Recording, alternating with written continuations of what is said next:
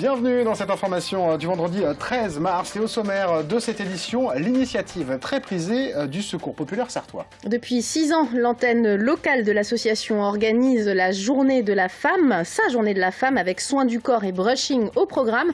Pour les élèves en CAP, c'est aussi une formidable opportunité de découvrir l'aspect humain de leur futur métier. Le MSB gagne son match retour de l'Euro Challenge contre l'équipe roumaine de Târgu Jiu. Ils joueront donc un 3e match ce mardi en Roumanie. Le résumé dans ce journal. Et puis le zoo de la Flèche sous les feux des projecteurs. Nous avons assisté à une journée de tournage d'une saison au zoo, programme qui sera diffusé sur une chaîne nationale en avril. L'invité de l'info ce soir, c'est Denis Gadanien, directeur de la mission locale Mancel, pour nous parler d'orientation pour tous, un nouveau service sur le territoire Sarthe-Centre.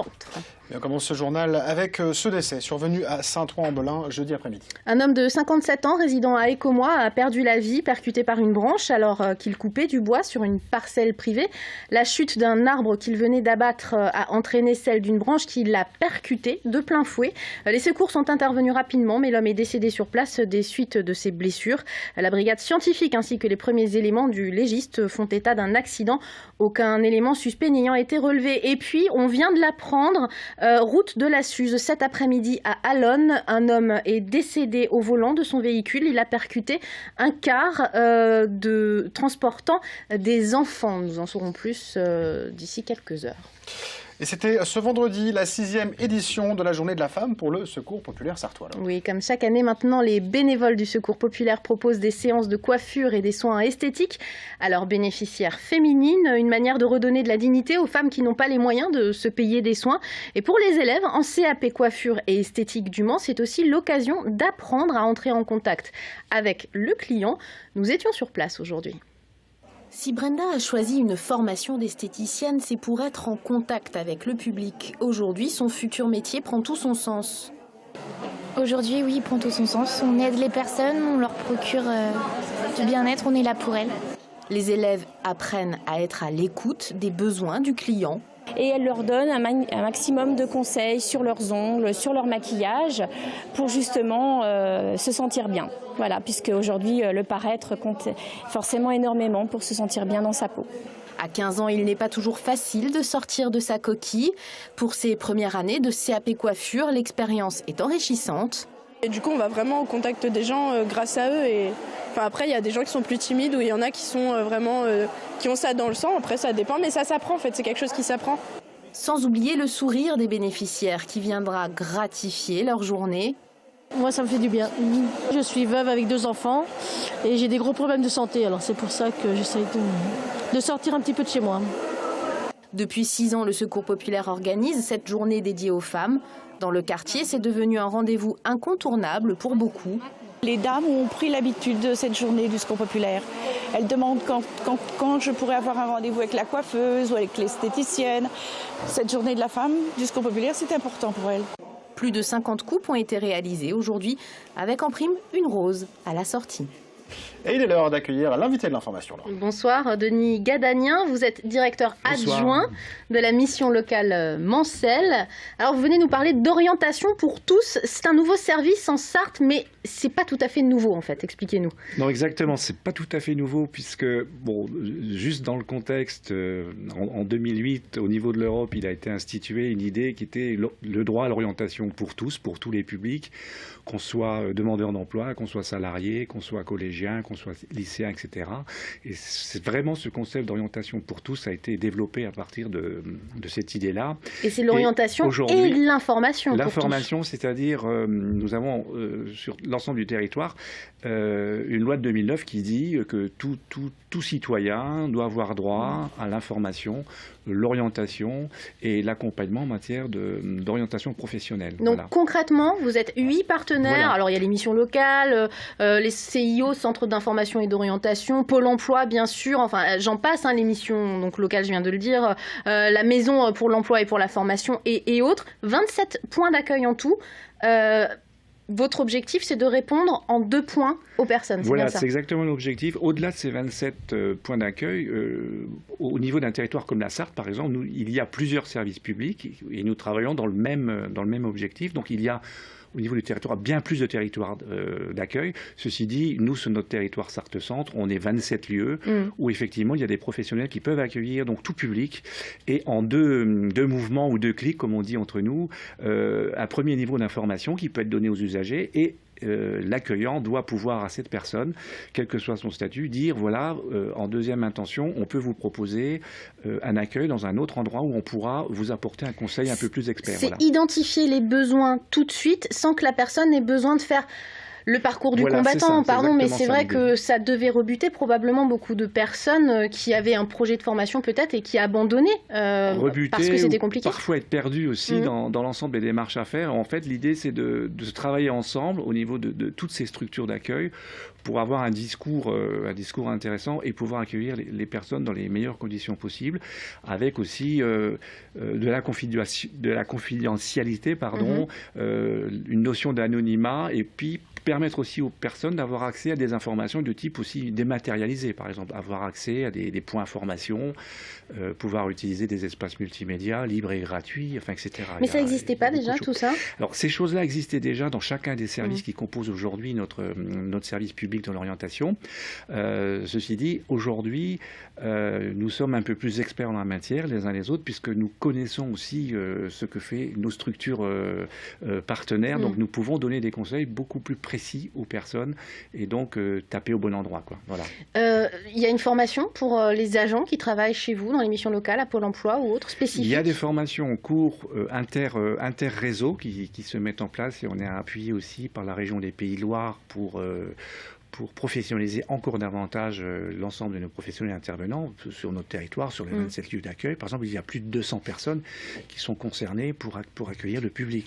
Malgré tout, chaque année, on le voit, il y a des agents, notamment de Pôle emploi dans la rue, qui disent on n'a pas assez de moyens humains. Est-ce que ça suffit, les moyens humains, pour proposer un service aussi performant que celui que vous voulez proposer? Les moyens humains, oui, puisque en fait, sur nos services, nous accueillons déjà au jour le jour un certain nombre de personnes. Donc les moyens humains existent.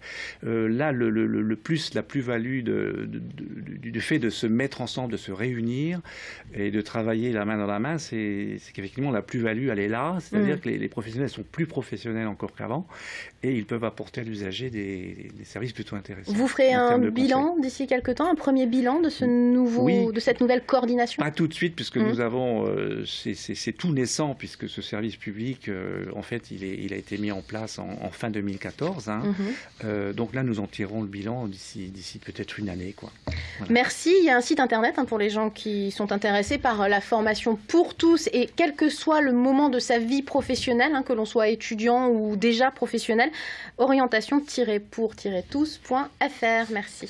Merci. Allez, sport maintenant, avec une belle victoire ce jeudi soir pour le MSB sur le parquet d'Antares. Le MSB a arraché le droit de disputer la Belle en Roumanie mardi prochain. Je vais y arriver. Les Manceaux ont gagné le quart de finale retour de l'Euro Challenge 79-68. Yannick Morfin, Amoun Chamsoudine. Sans autre alternative que de vaincre, les Manceaux se montrent rapidement à la hauteur de l'enjeu. Grâce à un 9-0 infligé entre la 5e et la 8e minute, ils remportent le premier carton, 22-16. Bien en place défensivement, les hommes d'Herman Kunter multiplient les ballons de contre. L'écart enfle en leur faveur, plus 17 après 18 minutes de jeu. Le MSB regagne les vestiaires, 38-25. Mais le retour sur le parquet est difficile.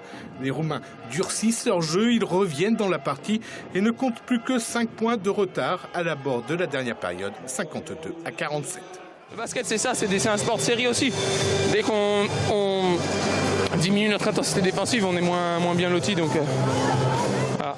Les coéquipiers d'Antoine Eto'o ne lâchent plus rien durant le 4e quart-temps. Bien aidés par Ignerski et Wallace, les Manceaux se redonnent un peu d'air. Les revoilà avec 14 points d'avance à 4 minutes du terme de la rencontre. La victoire tend les bras aux Manceaux qui s'imposent au final 79-68. Et à peine cette victoire en poche que déjà on songe au match d'appui.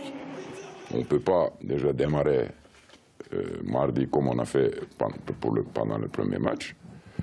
Il faut rester dans le match. Et puis après, pas au début, mais à partir de deuxième mi-temps, la pression sera sur eux cette fois-ci. Exempt de championnat ce week-end, les Monceaux ont donc 5 jours pour préparer au mieux ce déplacement couperet en Roumanie. Allez, direction la Flèche, pas la Roumardie, ma chère Laure. Non, pas la Roumardie, non. Avec le Zoo qui accueille pour la 3e année consécutive une équipe de tournage. Oui, le tournage d'une saison au Zoo a débuté le 2 mars dernier. Pendant 2 mois, les équipes de télévision suivent les soigneurs et les animaux au plus près. 40 épisodes de 26 minutes seront diffusés à partir du mois d'avril sur une chaîne du service public. Lucille Canté. Nouvelle journée de tournage à la Flèche, mais ce matin, la star du programme se fait attendre. C'est aujourd'hui la première sortie du mâle girafe arrivé il y a quelques jours. Et après de longues minutes, Usul ne mettra pas le nez dehors. C'est aussi ça une saison au zoo. Chaque jour comporte son lot d'imprévus. Il n'est pas sorti, ce qui est tout à fait normal. On s'y attendait un peu.